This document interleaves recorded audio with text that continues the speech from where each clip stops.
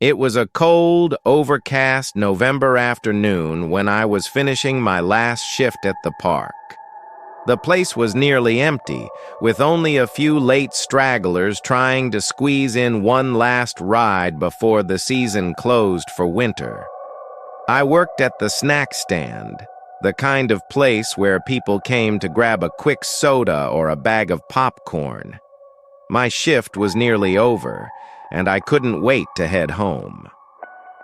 As I was packing up my things, a man approached my stand. He looked out of place, disheveled and out of sync with the few families still milling around. His gray hoodie had more stains than I could count, and his jeans were frayed at the edges. But what caught my attention was his eyes. Dark, hollow and shifting, like he was constantly scanning the crowd, as if looking for someone. "Can I help you?" I asked, trying to hide the unease creeping up my spine. He didn't answer right away. Instead, he glanced over his shoulder and then stared back at me with an odd intensity. My stomach tightened, but I forced myself to smile. "Where are the bathrooms?" he asked, his voice barely a whisper, as if the question was a secret. "Just up the hill to the right," I told him, pointing in the direction. He nodded but didn't move immediately. Instead, he kept looking back at me, his eyes never quite meeting mine, darting around. It felt like he was waiting for something, or maybe someone. I quickly turned away, feeling a shiver run down my spine. My shift ended 5 minutes later. I was relieved, exhausted, and ready to clock out and put the whole strange encounter behind me.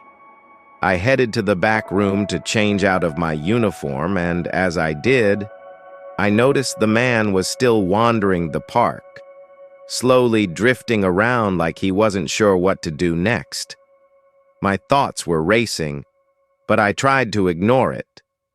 Once I punched out and changed, I met up with my friend Aaron, who was driving me home. As we drove through town, I couldn't shake the feeling that someone was watching us. I glanced at the rearview mirror a few times but saw nothing. Still, that uneasy sensation wouldn't leave me.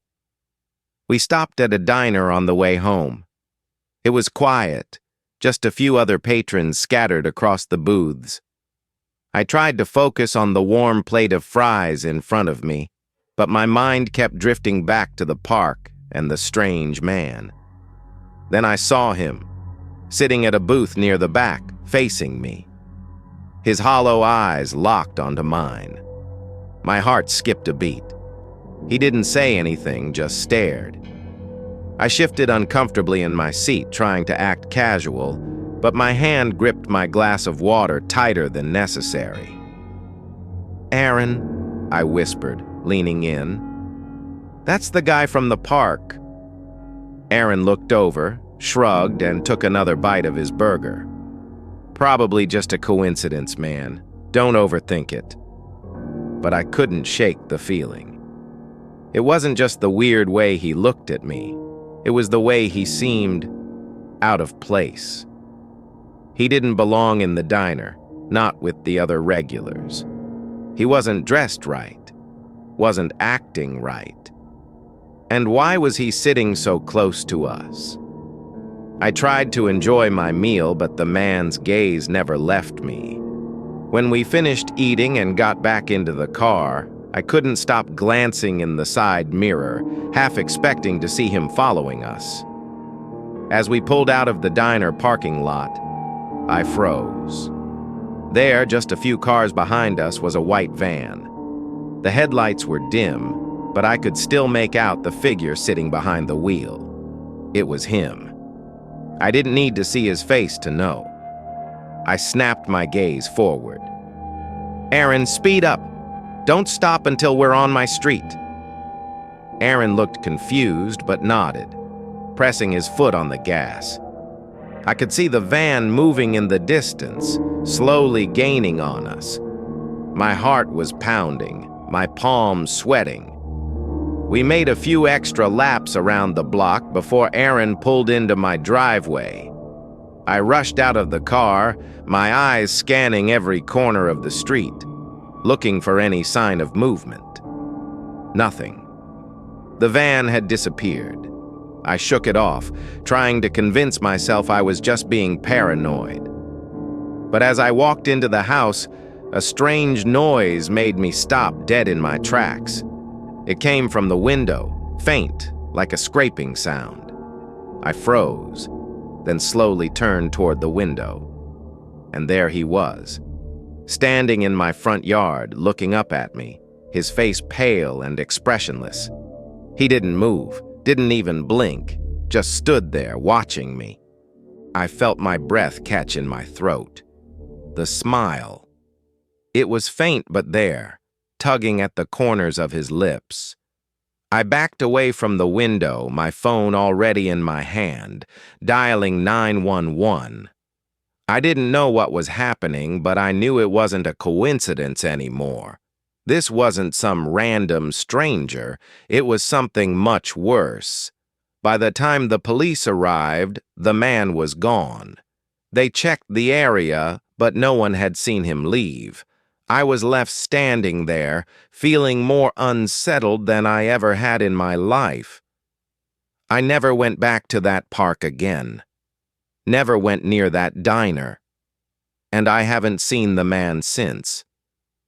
But the memory of that smile, that unblinking stare, it's something I'll never forget.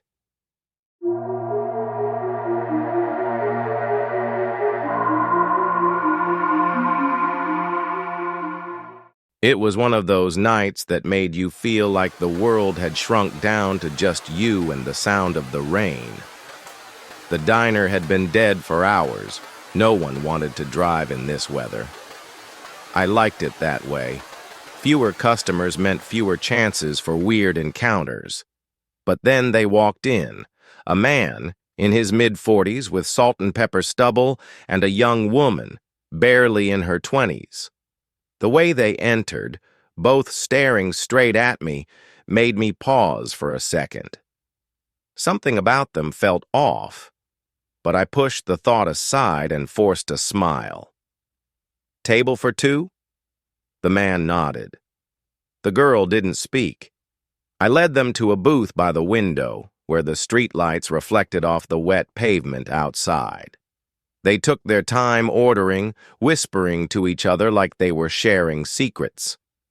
When I came back with their drinks, the man struck up a conversation, casual but oddly personal. "You live around here?" I nodded. "Yeah, just up the road. Pretty quiet place." "Live alone?" he asked. The question made me hesitate. I didn't want to lie, but something about the way he asked made my stomach tighten. I shrugged it off. He was with a woman. Surely he wasn't a threat. "Yeah," I said, "just me." He smiled. The girl didn't. They ate in silence, and when they left, I exhaled a breath I hadn't realized I was holding. Something about that man unsettled me. But my shift was almost over, and soon I'd be home, away from the rain, away from the creeping feeling I couldn't shake. By the time I pulled into my driveway, the storm had worsened. Sheets of rain slammed against the roof of my car as I sprinted to the front door, fumbling with my keys. I stepped inside, locked up, and let out a relieved sigh. Then the knock came. Not a polite knock, a frantic, desperate pounding. I turned to the door, heart hammering. Through the rain-smeared glass of the storm door, I saw her, the girl from the diner. She was drenched, her hood up, strands of wet hair stuck to her pale face. Her hands trembled as she pounded again. "Please," she begged, "let me in. I need to use your phone. Someone's following me." I didn't move. My pulse roared in my ears. "Who?" I asked. She glanced over her shoulder, then back at me. I don't know. He's out there." That's when I realized why she looked so familiar. This was the same girl who had sat across from that man at the diner, the man who had asked if I lived alone. I stared at her, mind racing. "Please," she whispered. She reached for the handle, testing it, and then she turned around and screamed, "There he is!" I followed her gaze to the street. A tall figure stood under the streetlight, motionless, watching. The man from the diner. My blood turned to ice. The moment our eyes met, the girl turned back to me. Her expression wasn't one of fear anymore. It was an expectation. She wasn't running from him. She was waiting for me to open the door. I slammed the inner door shut and locked it. Outside, silence. Then, heavy footsteps splashed through puddles, charging toward the house. I backed away, barely able to breathe. No bangs, no more knocking. Just the sound of rain hammering against the windows. They were still out there, waiting. I needed help. The house had 2 other tenants. Maybe they were home. I ran to the stairway door, the one that connected the 3 apartments, and knocked hard on the upstairs door. No answer. I tried the downstairs apartment. Still nothing. Then it hit me. None of their cars were outside tonight. I was alone. I locked myself in my bedroom, phone clutched in my hands, staring at the doorway. Minutes passed. My mind conjured every terrifying possibility. Was he trying to break in? Was she sneaking around to the back door? Then I heard it. A slow, deliberate knock. Not from the front door, from the stairway door, the one inside the house. I crept toward it, every nerve in my body on edge. "Who is it?" I called. No answer. Another knock. I swallowed hard.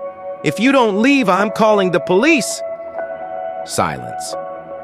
Then a voice, low, almost amused, whispered from the other side. "Your blood or mine?" I stumbled back, hand shaking as I dialed 911. I locked myself in my closet while I waited for the police. Every creak of the house, every gust of wind outside felt like a threat. The 10 minutes it took for them to arrive stretched into eternity. When the officers knocked on my front door, I could have cried with relief. They searched the house. No sign of forced entry. No sign of anyone. The rain had washed away any footprints. The officers suggested I stay somewhere else for the night. I didn't argue.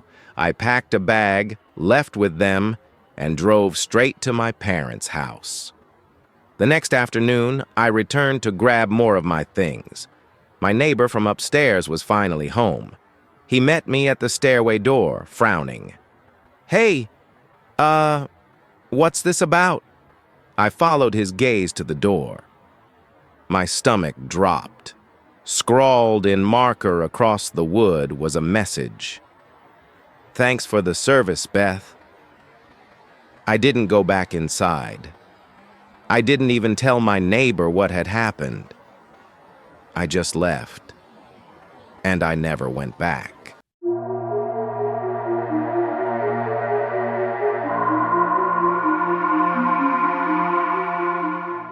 I live in Washington State, deep in the Pacific Northwest. The kind of place where the roads disappear into thick forests and the rain never seems to stop. For a long time, I worked the closing shift at a small diner on the side of the highway, one of those places that seemed frozen in time. A neon sign flickered above the entrance, barely visible through the constant mist. It was a lonely place at night, with only the hum of the refrigerator and the occasional truck rumbling past. I was 29 back then, and though I'd grown up in the South, I moved up here for a fresh start. The differences were stark. Down south, everyone was friendly. Chats with strangers were normal. Up here, not so much. People weren't rude, just distant. they preferred to keep to themselves. That suited me fine. Working late at a nearly empty diner, I didn't mind the silence. The diner officially closed at 2 a.m., but most nights, the last few customers trickled out well before then. That night, however, was different. At 1:50 a.m., just when I thought I was in the clear, the bell above the door jingled. I looked up from wiping down the counter to see a lone man step inside. He was heavy-set, maybe in his late 40s or early 50s, with an awkward, outdated look, jeans pulled too high, a tucked-in gray shirt, and a brown jacket that looked stiff with age. His mustache and thick glasses gave him the air of a man trying too hard to look approachable. But what stuck out was his smile. He was smiling when he walked in, smiling when he met my eyes, smiling like he'd been waiting for this moment. I forced a polite smile back. "Bar or table?" "A table, please." His voice was friendly, but something about it made my skin crawl. I handed him a menu and informed him, "The kitchen closes in 10 minutes. He barely glanced at it before replying, "Just a black coffee and some French toast." "Coming right up." As I relayed the order to the chef, I saw his expression mirror mine, mild annoyance. We both knew late-night customers like this were a wild card. Some just wanted a quick meal, others were looking for more than food. When I returned to the dining area, Nolan, he had introduced himself by name, waved me over. "You from around here?" he asked, stirring his coffee lazily. I nodded but kept my answer vague. "Yeah, been here a while." He chuckled. "Man, those potholes on the way in were something else." I gave a short laugh. "Yeah, that's the winter for you." But he wasn't talking about potholes. He was watching me too closely, pressing just a little too hard for details. Where exactly did I live? Did I drive this highway often? Was I headed home after this? My gut told me not to answer honestly, so I kept my responses short, polite, and distant. Eventually, the chef slid the plate onto the counter, signaling that the food was ready. I delivered it, hoping that meant our conversation was over. I retreated behind the counter, pretending to busy myself with closing duties. My social energy was drained, and all I wanted was to go home. When Nolan finished, I dropped off his check before he even asked, hoping he'd take the hint. He paid by card, thanked me, and walked out. I sighed in relief. Finally. Grabbing my things, I said goodnight to the chef and stepped outside. The parking lot was mostly empty, just my car, the chef's, and one other vehicle. A silver sedan, an older model, parked near the road. It wasn't there before. A chill crept up my spine. Was it Nolan's? I hadn't noticed him driving anything like that, but I'd also been too focused on getting rid of him to check. Shaking it off, I climbed into my car and started the drive home. It was about 20 minutes on an empty stretch of highway with nothing but trees on either side. That's when I heard it, a soft ding from my dashboard. I glanced down.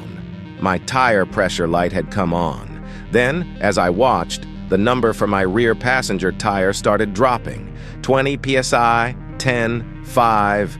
The car shook violently, forcing me to pull onto the shoulder. Heart pounding, I jumped out to check. Flat, completely flat. And then, headlights. A car slowed to a stop just behind mine. I froze. A shadow moved behind the blinding lights, and then tap, tap, tap. I turned, and there he was, Nolan, smiling, wearing gloves now. He waved like we were old friends. "Kathy, is that you?" He laughed. "What a coincidence." My stomach twisted. He knew my name. I hadn't told him my name. I forced a tight smile. "Yeah, got a flat." He cocked his head, feigning surprise. "That's awful. Want me to take a look?" I shook my head. "I called my boyfriend. He's on his way." I wasn't sure if he heard the operator's voice through my phone sitting on my lap, but I made my words deliberate. My boyfriend was coming. I wasn't alone. Nolan's smile faltered for the briefest moment. Then it returned, but colder. "Well, I can change it real quick." "No, thank you," I said firmly. His eyes darkened. He lingered for just a second too long before taking a slow step back. That's when the glass shattered. A deafening crash to my left as my window exploded inward, sending shards into my lap. I screamed, scrambling away as Nolan reached through the broken glass, his hand grasping wildly. I screamed again, pure terror taking over. "I'm on the phone with the police!" His expression twisted with rage. And then he grabbed my phone. Before I could react, he hurled it into the darkness. It disappeared into the brush beyond the road. He turned and bolted to his car. Tires screeched as he sped off, disappearing into the night. I sat there trembling, too scared to move, too scared to breathe. Minutes passed. Then red and blue lights filled the highway. The police found my phone in the dirt. They found the slash in my tire, deliberate and precise. They never found Nolan. But sometimes, when I drive that highway at night, I swear I see headlights in my rearview mirror following just a little too closely.